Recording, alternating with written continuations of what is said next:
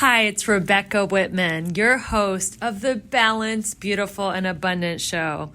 I'm a top-rated life coach, an international best-selling author, and a multi-passionate entrepreneur. I'm on a mission to help you go from burned out to balanced, beautiful, and abundant. The experts on this show will help you achieve work-life balance so that you can experience abundance in 7 pillars of life: spirituality, health, emotions, romance, mindset, social, and financial life. When you have all 7 pillars of life in alignment, you are balanced, beautiful, and abundant. Let's go. Hello, everyone. Welcome to the Balanced, Beautiful, and Abundant Show. I am your host, Rebecca Whitman, helping you go from burned out and overwhelmed to balanced, beautiful, and abundant. I have got to thank you all from the bottom of my heart. We are rising in the ranks of the podcast rankings. We have been holding steady at top 1% in self-help. And it's because of my wonderful listeners like you who listen every week and rate, review, subscribe, share the podcast. Whatever you're doing, keep it up because we are enjoying the top 1%. And that means that more people are getting the message that you don't have to live exhausted, depleted, and burned out. You can raise your vibration and live life balanced, beautiful, and abundant. So thank you so much. Today we have an amazing guest. Her name is JJ Digeronimo, and she is going to talk about all things energy and frequency and how to accelerate your impact while staying balanced, beautiful, and abundant. Because I know she struggled with burnout a long time ago, and she found her way out and is empowering so many people to do the same. So welcome to the show, JJ. Well, thank you for having me. I'm really looking forward to this discussion. I am so excited to discuss all things energetic frequency with you and so much more. And I'm not going to tell your wonderful story to my listeners. I'm going to let you do that, but I am going to tell them a little bit about your background. So JJ is a 3-time award-winning author. She is a speaker and a former top executive in the tech industry. Her newest book, 74 Key Findings to Raise Your Energy, Sidestep Your Self-Doubts, and Align with Your Life's Work, is her 3rd best-selling book. She believes that every woman has a unique frequency that vibrates at the frequency of her highest potential. She is on a mission to help women raise their frequency to empower their future impact. So JJ, I was doing a little bit of research about you, and I know that you had your own episode with exhaustion and burnout, and kind of give us the journey of how you went from a top tech leader to doing the work that you're doing, empowering women. Thank you, Rebecca. Yeah, I didn't think I was going to be one of those people. I've been working since I've been 12. I love working. I really do love it. It's one of my fuel stations. Really enjoy it. But I think what happened in my mid 40s is I thought at some point in my career, I would start to get a little bit more time for celebration. I would have a little bit more space for satisfaction. And what I realized that the carrot just kept on moving. Yeah, it's like whenever you achieve a goal, the ego's like, all right, I'm happy for 5 minutes. Now what am I going to do? Now what am I going to do? And it's like, it's exactly like chasing the carrot, because when you are a slave to your ego, you're never going to find fulfillment and happiness because there's always something else to achieve, right? That we think's going to fix it. And I like to say that we're using outside things to fix a God-sized hole. And it's never going to work. So how did you make your shift? What was your bottom, and how did you get out of your bottom? Well, it's interesting because, as like many of us, we're not just going to get up one morning and be like, okay, I have to shift now. Usually Right. the universe brings us a package or multiple packages where it's like bam, bam, bam, bam, bam, bam, bam, bam. When you're like, oh, okay, oh, this is all happening right now. Okay. And that comes through our relationships, that comes through our work, that comes through contracts, that comes through expectations. And I feel like kind of all that just happened at one time in a lot of ways. And so I didn't know what to do, to be quite honest with you. I ended up booking a therapist session because I was like, you know what, wine is not curing this. No self-help trip is going to cure this. Like, I have a serious, like, life issue I need to deal with. And luckily, I went to the right person because she guided me after a couple sessions to go to mindfulness training that I did not sign up for the first time because I thought it sounded absolutely ridiculous. I was a high producing individual, and that just sounded like too woo woo for me, to be quite honest. So, what were some of your symptoms of burnout? How did you know that, okay, like this is not working for me? Being a tech exec is just, it's not fulfilling me, and I need to make some major shifts. Yes, well, that happened a couple years earlier, and I ended up going to Sedona for my 40th birthday. And I write about this in my third book about the guilt I had of going on a solo trip. And the funny thing is, I made plenty of money. But I just felt guilty carving out time and money for my own exploration. But I knew when I was turning 40 that something had to shift. It wasn't until 2016 that really everything started falling down around me. But in 2013, I ended up going to Sedona and I talked in great detail about the guilt I had about asking my husband to go on this trip. Even though he's super supportive, I felt the guilt. What happens inside actually happens outside, as Oh, Katie yeah. Byron would say. So, or Byron Katie. So, I had to kind of work through my own emotions. And then I had to get time off from work, which I had amples of time. But I just knew that my boss would give me a hard time about it.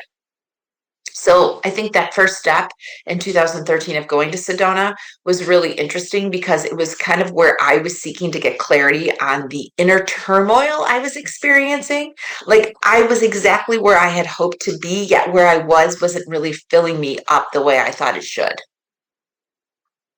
What did you do in Sedona? Is that where you did the mindfulness retreat? Did you see a healer? Did you just hike? Like, what happened in Sedona that was such a turning point? Well, Sedona was one of the first steps. So I was used to write presentations and work on things after everybody went to sleep in my house. And I found myself looking for things to, like, soul life decisions, soul decisions, turmoil. Like, I was looking up all these crazy words and I kept landing on this retreat in Sedona called Soul Survival or Soul Awakening or something.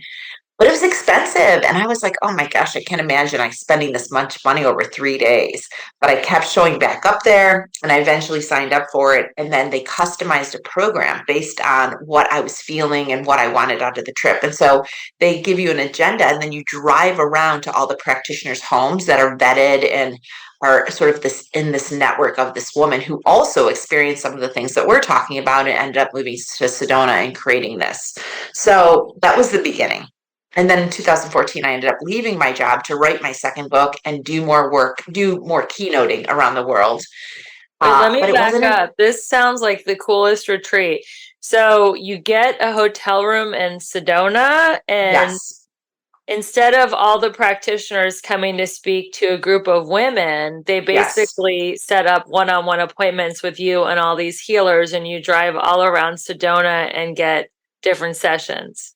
yes. And I can connect you to Deborah. I'll send you to her. That sounds Uh, so cool. yeah, so we've become friends. Deborah, who started it, she was a lawyer and she had a very similar experience where, like, everything just fell all around her and she found herself in Sedona running essentially this experience based visits based on what Mhm. you were trying to kind of strive towards. And it was Wow. amazing. One of my sessions was with an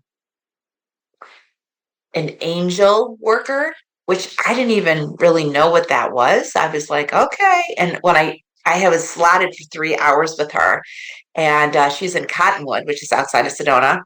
She couldn't handle all the energy in Sedona. So I drove there and I was thinking, no one knows where I am. They don't know what I'm doing. Here I am driving in Cottonwood, Arizona in my rental car. And I show up there and I did not leave for 4.5 hours. Incredible. And how long were you in Arizona having these experiences? How long was the retreat? So the retreat was slotted for 5 days. And I convinced him I had to do it in 3 days. You were I very swear. busy. Swear. And I was doing emails all the way up there, all the way back. I mean, it's just so funny. I was such a high producer that I was like, if I get all this done, I can have these like 36 hours to myself. High producing is an addiction. It Mm, really checking things off the list, sending email, it's an energy high. You mm, probably like it must be a dopamine fix or something because I am also yeah. a high achiever and I'm like I'm having date night with my husband and we have a rule no looking at your phone during the date. So the whole way to the date I'm on my phone like checking my email, doing social media posts. It's crazy. It is totally an addiction. Yes. And that's how I was going there.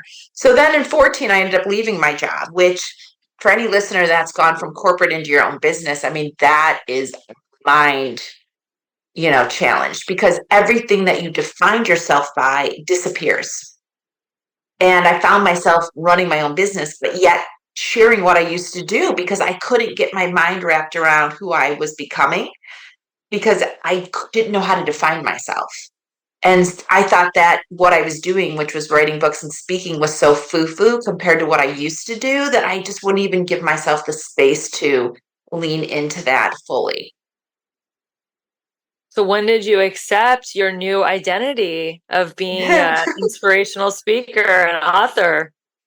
Like last year, I think. I mean, it's taken a long time. And then in 16 is when everything kind of started crumbling around me. And so that's when I ended up going to mindfulness training because the therapist is like, I'm not meeting with you anymore until you go. And I feel like I'm just one of those people that almost has to be pushed into things sometimes, especially things that I don't really know I need, but that I desperately need. Yeah, I think so. I know I talk about this quote all the time, but one of my favorite spiritual mentors, Michael Beckwith, says we only change if we're pushed by pain or pulled by a vision. And most people will not change until they are pushed by pain and hit a certain kind of bottom. And that's where I So was. Because I had had the vision since 13, right? But I didn't have the pain until 16. And that's what catapulted me into really visiting, not only really learning mindfulness, but then visiting energy practitioners to help me work through the stories and energies that were no longer serving me. And I didn't really talk about this because I was a productive businesswoman. And visiting with energy practitioners on the side of my desk seemed goofy, I think, to a lot of my clients and people that I work with. And that's why it took me almost 6 years to really be comfortable with the work that I was doing from the inside out. So you're a top producer in your industry, and you have this little nagging voice that says, JJ, this is not you. You're meant to inspire women and be on stages and write books and you just had this little nagging voice and you didn't have the courage to act on it until you went through all these healing experiences in Sedona. Am I getting it right? Yeah, well, that and 50 others. So I visited energy practitioners online, in person. I was sort of learning. I'm a three in human design. So three is a trial and error. So you just go and try all different things and bring back the best practices. And I remember my kids used to leave on the bus. They were still in middle school.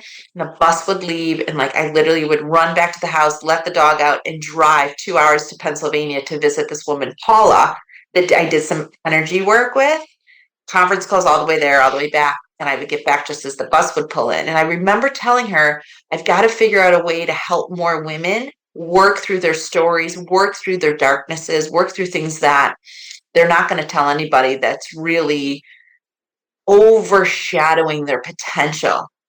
Because not all women can drive to Pennsylvania on a Tuesday afternoon like I could. And so that's really what I had hoped to put together in my third book is strategies and tools to help women work through stuff that is no longer serving them, that allows them to create a catapult for where they want to have impact next. So, as an author and a speaker, coming from a tech business background and then taking this deep dive into woo, Mm-hmm. how do you translate that to business people? Because I'm sure your ideal client is someone like you, who's a business person who feels unfulfilled and is on the verge of burning out. How have you learned to translate the woo-woo energy frequency into civilian terms, so to speak, to the Mm. business world? That's great. Well, I just added light worker to my LinkedIn profile in the last 12 months. So I'm slowly, but I do talk a lot about self doubt because I think self doubt is what a lot of energy practices help you sidestep. We're not going to get rid of our self doubt. We're not going to package it up and put it in a box. That's not going to happen, as Brene Brown would say. We have to learn strategies to work around it. And our self doubt, our stories, activities, actions that happen this lifetime or past lifetimes, if you believe that, that are still driving the things that you focus on, pay attention to, and do. And if women, in particular, is what I work with mostly, if they have a desire to have more influence and impact than they have today, it's often their self doubt that's holding them back the most. So, what strategies do you tell women to overcome their, I like to call them limiting beliefs or Mm, their old stories that are no longer serving them? yes. Well, I have 52 chapters, so I have a lot of things that can work through, and all of us have different ones. But I'll just say the highlight. I mean, some highlights that I see across many women is one. A lot of us struggle with perfectionism. So, perfectionism is Mhm. often a hiding mechanism. And so, you Oh, really wait, need to wait, get let's under. pause everyone. Write that down. That was gold right there. Perfect. We need to stop you there because that was incredible. I've never heard this. Perfectionism is often a hiding mechanism. See, I don't understand that. Explain that because I think of perfectionism as wanting to look good so you get more attention. So, how is it a hiding Mm. mechanism? So if you think about perfectionism and what that is and how that's shown up for you, think about a project, a situation. Most of us, including me, I'd even say I was a perfectionist. I would overdo it in many Mm-hmm. ways. I'd overdo it. I'd over deliver. I'd overread. I'd over prepare. I would get my teams to do extra work. The reality is perfectionism is a hiding mechanism because you have self-doubt or you have imposter syndrome or you're struggling to believe you should be in the role in which you are aligned to right now. And so you overdo so that nobody knows that you have any doubt in the role that you sit in. Okay, so you want to do such a good job and be so perfect that people don't see your inner insecurity or your vulnerable side. So it's kind of like a protective shield. Yes, and I'll just say someone else say to me, "Well, no, I do it because I want to get promoted." And I'm like, "Well, if you want to get promoted, yes, you have to do a good job in the role that you're in. But you also have to have executive visibility. You have to be aligned to certain projects, often that have P&L and really significant milestones and data points. And you need to have a sponsor, somebody who's in rooms that you're not invited to, that will potentially leverage their social capital to help you. So if you think you're being perfectionist because you want to open future doors, let me assure you that that is only a piece of what you need to do to make that happen. And perfectionism for me was very much a hiding mechanism. And I did at times think was opening doors, but in reality, it's more about what I did when I like working on my career than working in my career. And perfectionism is very much an in your career activity.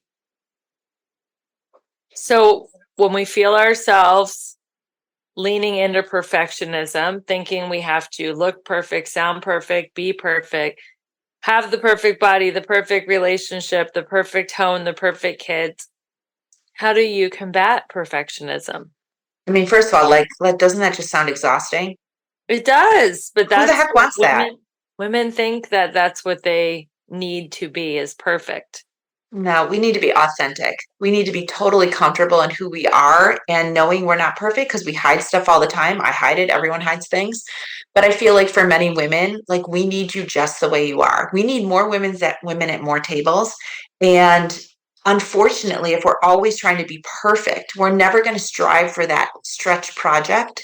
We're never going to strive for that seat until we feel like we have every single thing done to now raise our hands. And this is why there's just so many challenges, not only inside of us, but outside of us, of why women are not getting at the tables that we need to be at. They need more women at these tables. We need to balance the energy of the planet. And men are not as perfectionistic as women. They're more comfortable being their authentic selves. Well, and that starts from a super early age, right? Women are often taught to be perfect much more than men at a very young age. Mm-hmm. It's So those are some of those stories. Like, how do you unwind those? And I've really been working just to be good at 70%. Like, I kind of put stuff out at 70% now because I'm like, if someone really wants to be better, they're going to tell me. And I feel like, I need to do more and get to more places. So I just cannot burden myself with trying to be perfect all the time because I'm not. I'm not, nor do I care to be. I totally agree. I like the saying, done is better than perfect, Yes. because people get into analysis paralysis where they don't take action toward their goals and dreams because they're researching it and wanting to be perfect. And there's so much that we can learn through taking action. Yes, yes. And I follow Jen Sincero's book, You're a Badass, in the sense that she says, let me see what I can do. Let me see. Like, if you're just going to see, you don't have to be perfect because you're not really aligning to any specific outcome. And that's a strategy I use to trick myself into leaning into things that are calling me. And I like what you said. If you're stuck in perfectionism, you're never going to have that stretch project, meaning you're never going to get out of your comfort zone. And everything that we want is outside of our comfort zone. Well, very much so. And the reality is, there's a lot of research, especially women in STEM, that women that really succeed or get to that next level have self efficacy. And self efficacy is having a vision for where you want to go and believing you can achieve it. But self efficacy is learned, and you can only learn it or collect the chips around it if you stretch before you're ready. So if you're sitting there saying, well, I was tapped on the shoulder to do something, but I wasn't ready, or I wanted to lean into this, but I'm not sure I'm ready. If you're 60, 70%, believe me, other people will tell you no. So just lean into it and check it out because you want to start collecting those self efficacy chips. I love that. And what I like the saying, what would you do if there was no failure? Because if you're only 60 or 70% ready and you fail, so what? You're going to learn from failure and you're going to learn what works and what doesn't work through just taking action. So why not just go for it? Yes, and I'll even add to that, like I'm a big collector of no's. Like I'm always like, let's just collect Yeah. as many no's as we can because it's a numbers game. Like every no is closer Yes. to a yes. So start collecting your no's. And you know what? You can get no from the same person multiple times. Where a lot of people are like, well, they said no 2 years ago, so I just don't know if I'm going to ask again. Ask again. Half people won't even remember that you asked 2 years ago for that position. That is so true. People hear no once from one person and they will never go back. But they say it takes at least 5 to 8 follow-ups to make a sale or to make Yes. an appointment. So keep going back. It's like our ego, though, is like, oh, as women, I feel like the no hurts us on such a deep level. And how do you desensitize yourself to the no? Well, I was in sales for 3 years when my kids were super young, and I got really comfortable with no because I was told no all the time. It's a super hard job. But I would say that we have to remember as women that corporate America and the business world is mostly masculine energy. We're Mm-hmm. all masculine and feminine energy, but women in particular have to check all of our knowing, insight, and wisdom at the door. So we're walking through this door with only 50% of our toolkit, yet expecting ourselves to deliver at 120%. So that's where the exhaustion comes from. That's where, like, I can't believe I have to do this one more day comes from. So I believe that sometimes you're just not aligned to the right place in your life. And I think doing some energy work or, even Reiki, maybe doing some mindfulness classes gives you more self confidence in what you really want to lean into. So that if you do get that no, it's more of like, hey, this is not the right door right now. Maybe I'll try the window. Maybe there's a back door. And I just feel like if it's really heavy on your heart of something you want to do, it will happen. So just keep at it. That is so wise. Well, now let's get into the woo. Let's talk about what does energy frequency mean to you, JJ? Well, I think of like a radio station. So FM radio is frequency modulation. So I'm thinking, am I resonating at 85.7, 92.4, 99.7, 102.5? I find that the higher I can work at, the more opportunities that I'm truly interested come my way. And so I have to really mine my energy and I do it very specifically. And it's taken me all these years to figure it out because there were times in my career where I was in the mud puddle. I was a practicing polluter. I was complaining about the coffee machine, the parking lot, my delayed flight. And I've had to really train myself to really focus on things that are serving me and energy that I want to resonate at. I've never heard that phrase. What does practicing polluter mean? Oh, practicing polluter, I wrote about in my first book. It was some energy in my life, people in my life that showed up to parties or get-togethers, and they would come in the door, they would see you, and they would basically pollute on you, right? They're like, can you believe the valet is so backed up? I tried to get here, but then my car broke down. I had Right. this happen at work and this person didn't call me. I'm like, oh my goodness, can't handle that energy. But when I was younger and my kids were little, I was in the wrong job. I was probably a practicing polluter too. And so I feel like we've all been there at some point in our life and we know it because we've turned into someone we really don't know anymore. We don't know how to get out of it. And I think the easiest way you can get out of it is really pay attention to what you are focusing on. So, do you allow practicing polluters in your life anymore? Well, luckily, when you raise your frequency, when you go up the dial of your radio station and maybe you're at 99.7, practicing polluters don't hang out there. You usually attract like energy. So if you're kind of figuring out how do I get higher on my dial here, pay attention to what you're watching, what you're eating, what you're listening to, what you're saying to yourself, what you're saying about others, whether you say it out loud or not. Like, how are you moving through your life and what energy station or radio station are you at? And if you have too many practicing polluters, you might need to get a mirror because often we attract what we're at. What kind of diet do you have to keep your frequency high?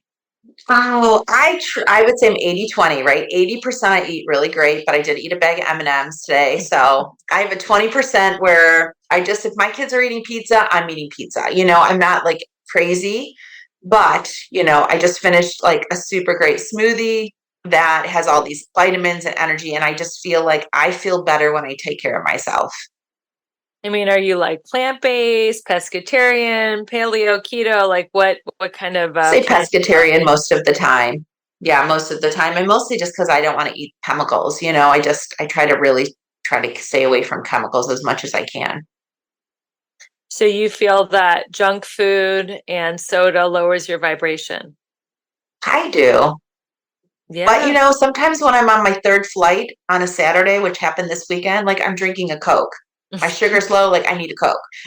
So I think everything in moderation, but I would say that I really do try to think about how I take care of myself. Yeah, that's great. And So, friendships. I just want to say friendships are a really big piece of this. Like some women carry friendships for a lifetime that are no longer serving them. And they'll say to me, good. well, they've been my friends since second grade, but they're such a practicing polluter. And I think for women, you really have to think about like, how is this energy serving me? And is this the best use of my time? And do I need to call them every single day or can I get down to 3 days a week or something like that? Because even though we have relationships that we've had a lifetime, sometimes they're doing more damage than good. And I think for women, that's really hard to wrap our minds around. But if you are somebody that is aspiring to have more influence and impact than you have today, you have to really think about how are you going to create that pad to catapult yourself forward. And energy is probably one of the biggest pieces of that equation. So, what are some signs that a relationship, a female friendship, is toxic and that we should distance ourselves from that person? Hmm. Well, I just think like what I always say is like, think about how you feel when you call somebody. Mm-hmm. What's your energy? Is it positive or negative, plus or minus? And how do you feel when you get off the phone with that person? Is it plus or minus? And I talk way about this in my first book is that we have as many people talk about energy vampires, the people that just like suck your energy, use you, basically lean on you for everything that has happened in their life. And I think we often need to just make sure we have enough pluses in our life and not all of our relationships are draining us. How many close female friends do you have that you talk to every week? I have a lot of females in my life, but I wouldn't say I talk to everybody every week necessarily. But I have Mm-hmm. groups of women that have been with me my lifetime since third grade. I have friends from third grade. I have college friends. I have neighborhood friends, and I have sister-in-laws. And as I've moved through my journey, my friends have changed. They have changed. I moved to where I live now. I had one set of friends. I wasn't in the best place in my life when I moved here. And a lot of that energy has shifted over the 20 years. And my friends are very different. I have a lot of light worker friends in my community now that are doing amazing work. I have had the same experience as I continue to grow and evolve on my spiritual path. I have had major shifts in friends as well. And sometimes I've walked away, sometimes they've walked away. And I just know that it just is no longer a vibrational match. And I think that if you're listening to this and you've had that happen, it can be really painful when someone walks away from you. But just know that all things are working together for your highest good. And just like JJ said, when you evolve, sometimes your friends don't evolve with you, and you get newer friends that are at your vibrational wavelength. And that's a beautiful thing, too, to have new friendships, because so many people, once their college years or graduate school years end, they don't seek to cultivate new friendships. And I've had so many wonderful new friendships in the last few years that have just enriched my life. That's so nice. It's so nice. And I can empathize. I've had some really hard friendships slip away. And it's hard. It's like you're losing part of you at some level, but you do have to believe that there's a higher good. And especially when you're working in energy and you're really working on your own energy, it's amazing what doors open.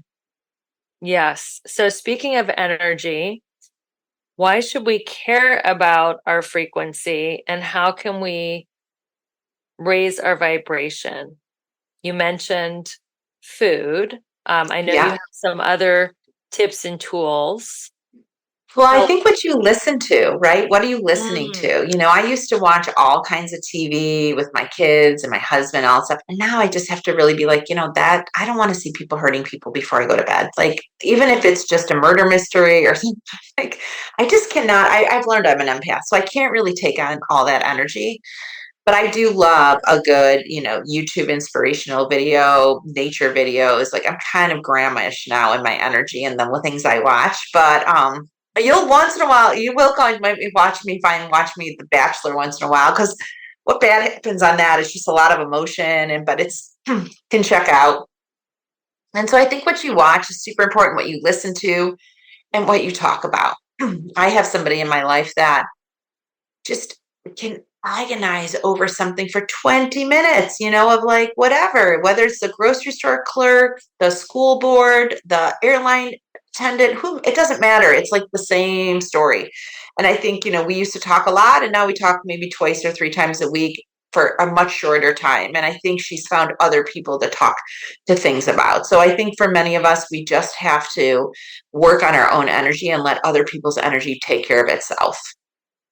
When you feel yourself getting derailed and you are feeling yourself complain or worry or obsess about something, how do you reroute yourself to get your frequency back up? Yes, and this happens every week. So I'm constantly working on it. I'm a big practicer of gratitude. I heard Oprah talk about this probably 40 years ago, like write 5 things down at the end of the day. But honestly, I have to do it throughout the day.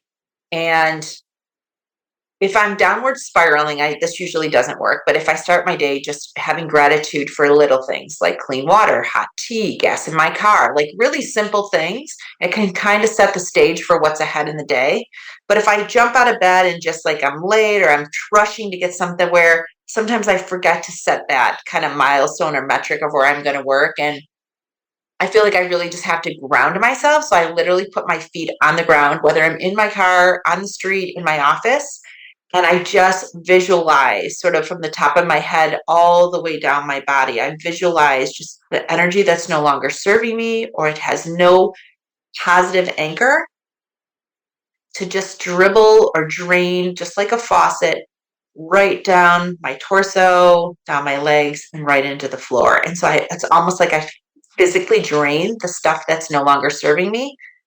And then once I check my arms and shoulders and back, make sure all that energy is drained out, I essentially open the top of my head and I let the universal light, the higher purpose with higher energy and good for all, shine in and fill up all that space that has no light in it or has just been drained.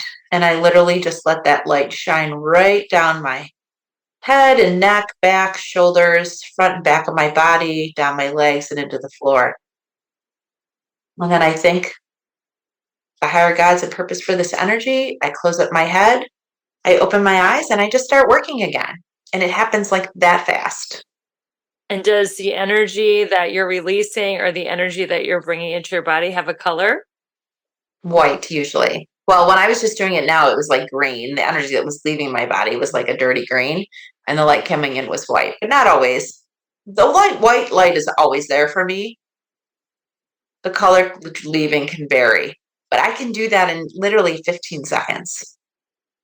That's a beautiful practice. So how do you actually practice gratitude? Do you write lists? Are you just like making mental notes? Are you practicing mindfulness and thank you for this car as you're holding the steering wheel? Like how do you practice your gratitude? Out loud. I just say it. I just say thank you, like as though I'm talking to the universe. Like I want them to know, like, I am present. I am grateful for what I have, what you have already given me, and I'm preparing for what is next. And that's kind of how I move through life. And even we didn't talk much about it, but I was guided to start outdoor retreats for business women because we're so cooped up in these inside and we're not connected to Mother Nature. And when I'm preparing for these retreats, I often go outside and I basically share to my front yard, hey, I'm working on this retreat. This is the day. This is the title. Here are the people I'm going to bring. And then I sit and wait. And I wait to just get a sign. And usually the wind picks up or the birds chirp louder. And if I get that kind of sign, I know I'm on the right path. And if nothing happens, I'm like, all right, I'll try again tomorrow. Something else must have a missing piece. So when you go outside and ask nature if it's the right time for the retreat, is that also how you write that kind of channel your curriculum? Like, what should I talk about to the women? Or is that more just like, should I be having a retreat for women right now? It's usually when I have pieces already together. I actually get a lot of information, and I think this happens to many people and women specifically, is I get a lot of information at 3 in the morning, at 6 in the morning. It's like I just like wake up with ideas and I have to just grab my phone and start dictating because oftentimes I lose it, hoping it will come back again at another time. But usually I have pieces and parts already together that I go outside as though I'm pitching it to the universe saying, okay, this is what I'm thinking, this is the day, these are the people. And it's crazy how the wind will pick up or things will happen that it will be such an obvious yes. And other times where it's like dead, still silent. And that's a no, the dead That is still. a no. So What does your husband and I think you have kids or a kid, they think about your transformation from being this, businesswoman to light worker, energy healer woman? Do they joke with you about it? Are they totally into it as well? Like, how has that changed your family dynamics? That is a super interesting question.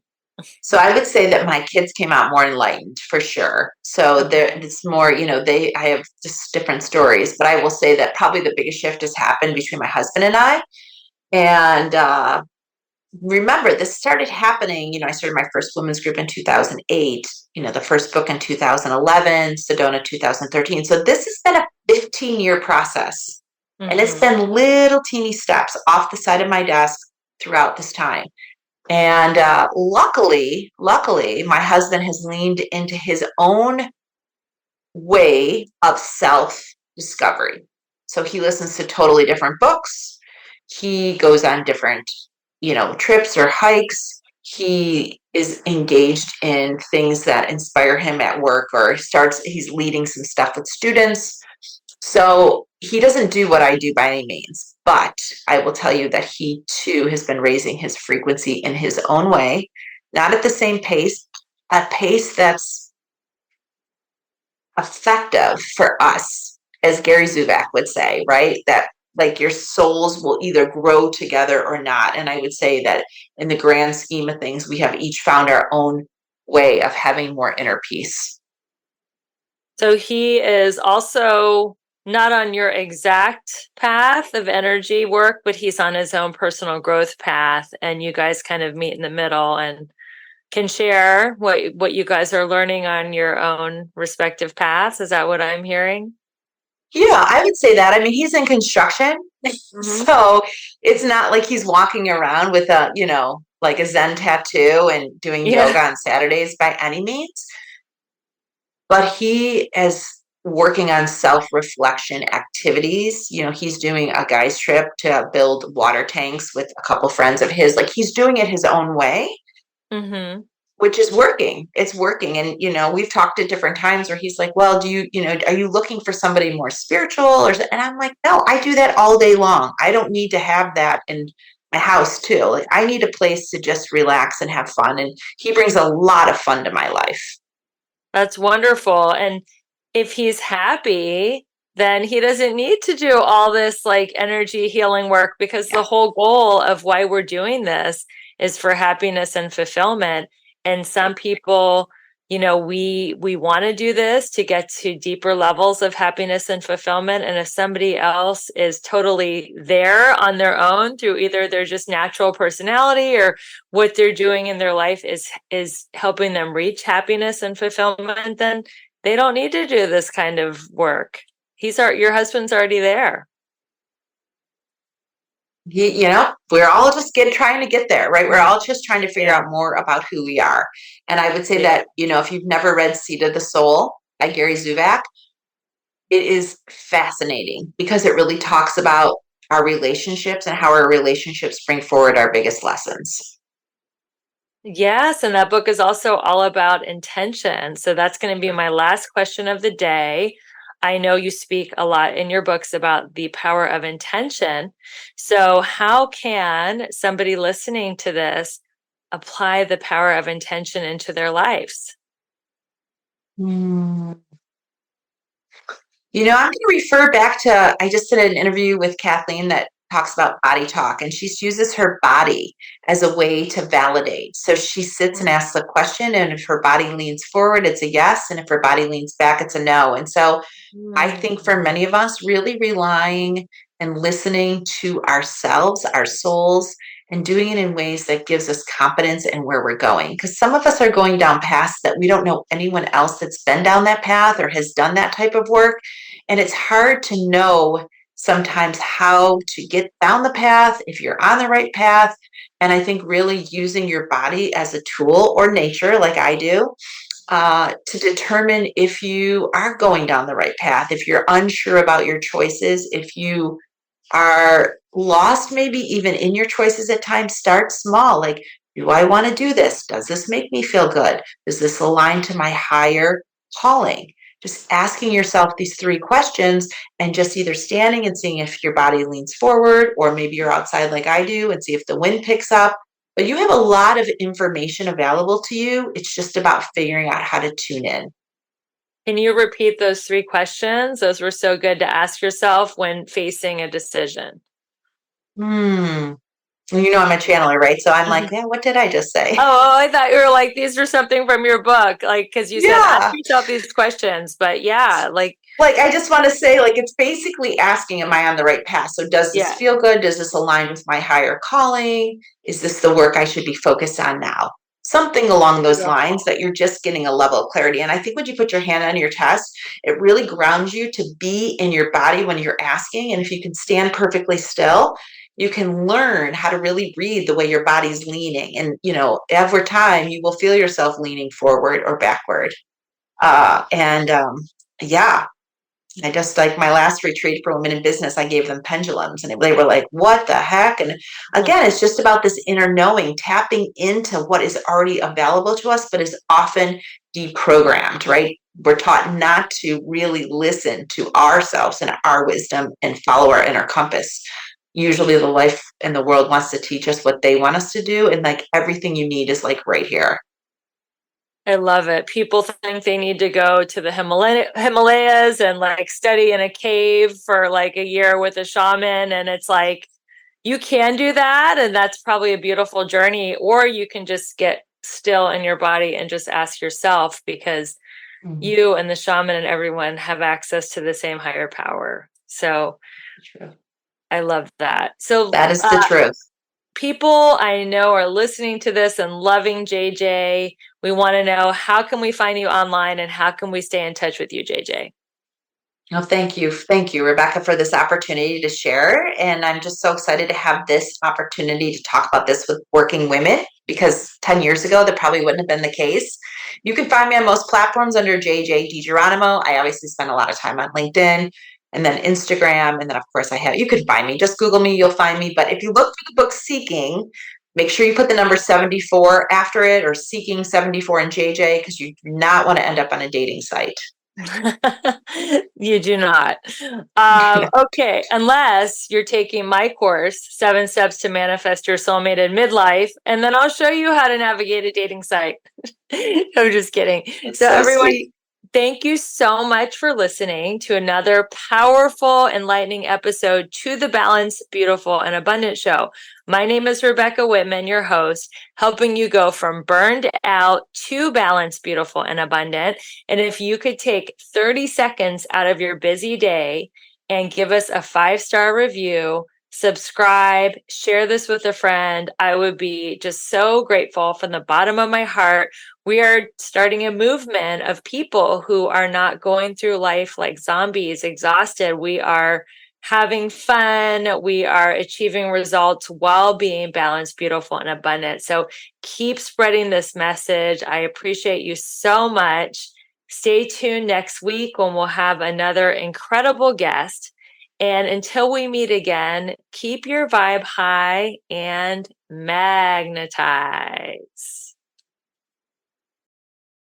Hey guys, if you're struggling with online dating and just sick and tired of swiping right, if you're just not meeting the right people, or maybe you're lonely and dreading going through another holiday season single, then I have great news. I am opening my Manifest Your Soulmate 8-week class for enrollment so you can find your life partner before the holidays.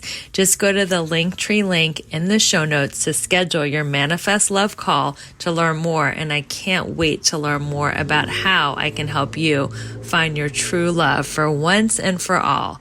If I can do it, I know I can help you.